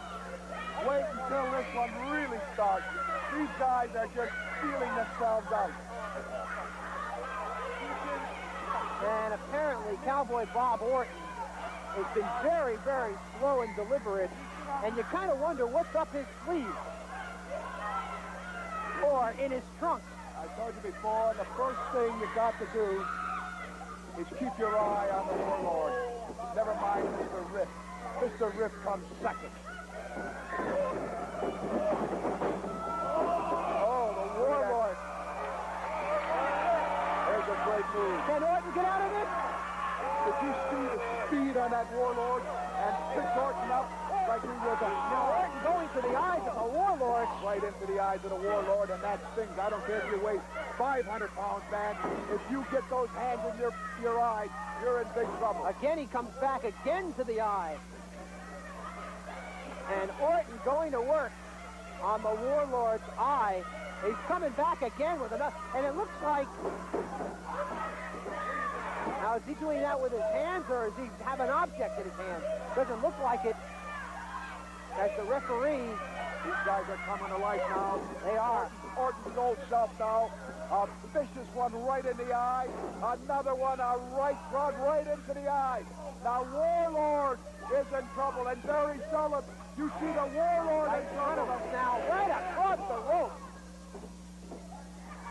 Warlord's going to have a problem seeing as Bob Orton decides to flex for the crowd. But they're not very appreciative of it. Orton's trying to put the lid on the coffin right now. Boy, he's really scratching the eyes out of the Warlord. That's what you call viciousness, meanness, viciousness. Orton came alive, and believe me, I know the Warlord can take a lot of punishment, but he's in trouble. The top contender for the Southern Heavyweight Wrestling Championship is in big trouble. Now Orton wants to slam. He can't lift 310 him. pounds. He can't lift him. Leverage or no, he can't do it. Oh, Orton. Oh, baby. Warlord coming to life. All of a sudden, Warlord coming to life. What a move. What a super move by Warlord. Apparently, that's the only hold that Orton has that is effective against the Warlord. That would be effective against any monster, any human being. Yes, absolutely. The Warlord and the Cowboy going at it. What action here in the Universal Wrestling Federation. Herb Abrams is really, I've got to give him credit, he's really put on an outstanding performance here today with these outstanding athletes. Oh, that's trouble for Orton again. That's trouble for Orton again. He goes in. I'm telling you, man, as a Warlord, I'm telling you. You know, you can hit the Warlord 500 times, and he'll take 500 punches just to get one. Just to get one, because you know when he gives that one ball, you're stuck. And Orton's in big trouble. The Southern Heavyweight Wrestling Champion is in big trouble.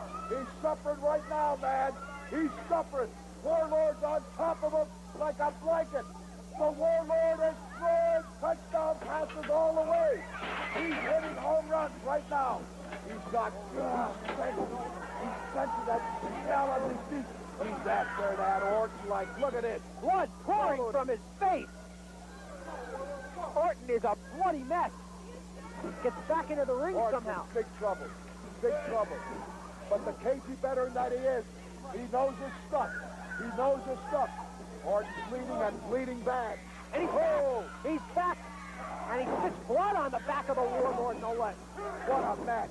What a championship match. Orton's bleeding heavy. Bleeding from the forehead. Bleeding from the eye. And bleeding from the nose. And out goes the Warlord. Warlord out of the ring. The referee's looking at Orton. He may stop the match. He may stop the match. No. Orton says no. And the great fighting champion that he is, Orton says no.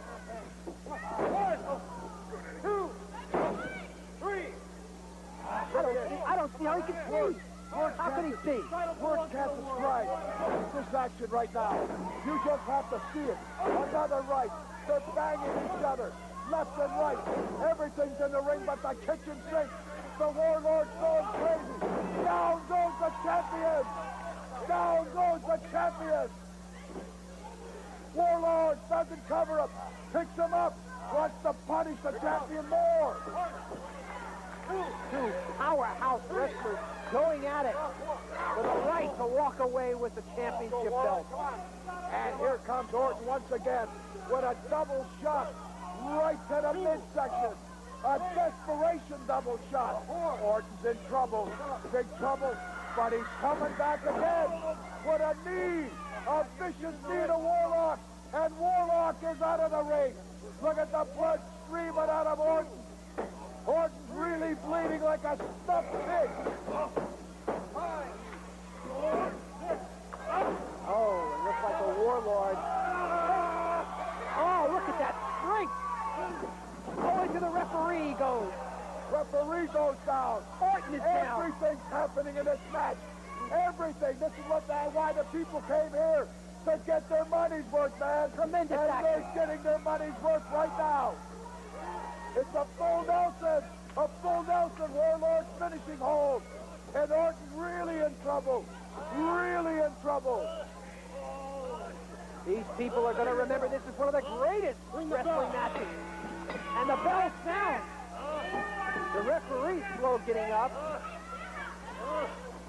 Orton looks like he's out. Here comes manager Zeus Drift into the ring. Who's the bell? What happened? Who rang the bell? The Warlord has his hands raised high. The referee, and I'm unclear as to what the decision is here. Orton is on his back, bleeding terribly from the face. Rift is claiming victory, as is the Warlord, but the belt belongs, remains with Cowboy Bob Orton. The referee has ruled Cowboy Bob Orton retains the championship belt. An amazing decision that has this crowd shocked and surprised. John Toles, what about this? I can't believe this. I can't believe this. The Warlord had him in a full Nelson, and the champion was crumbling, and what happened? Orton can't even get up. He's still out. He's barely moving. This is another incredible turn of events here in the Universal Wrestling Federation. The Warlord obviously surprised. Let's hear it from him. Referee. Beat him up again, Warlord. Waiting now. Warlord was on the outside of the ring. He had Orton up in a chokehold. The count was on. I hit count of 10. That was it. I was knocked down after I already counted 10. Warlord was outside the ring. He's disqualified. Bob Orton retains the title. Holy cow, no! Okay! What just happened here? Bob Orton, you lost that match, and you know it! Warlord, what do you have to say? I think everybody in this arena knows exactly what happened. Everybody saw it was Bob Orton's hand that hit the referee in the face. It wasn't the Warlord that did it. And then he goes ahead and gets his hand raised at the end for winning because he's the one laying down on the mat. Well, I don't think that's right. It should have been the Warlord that got that belt. It should have been the Warlord that got that win. Well, Bob Orton, down the road, you and me will tangle again. And next time, I'll make sure something like that won't happen. And I will win that belt. You call this guy a champion? There's not a cowboy on earth who can beat the Warlord. Well, I will say that the Warlord did show a tremendous showing here today, but the fact that remains, the UWF Continental title is still in the hands of Cowboy Bob Orton. We wish you luck, Warlord. Well, the Warlord walks away still a proud man despite the defeat. And John Toll is just in summary here today. Just one moment. I'd like to say one thing, if I may. Yes, sir. Yes, sir. Go ahead. Fans, if you want to get some autographs.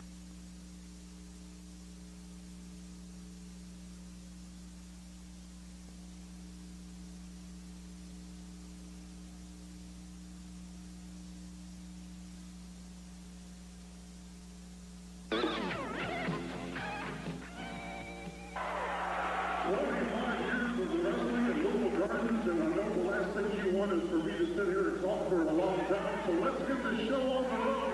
Ladies and gentlemen.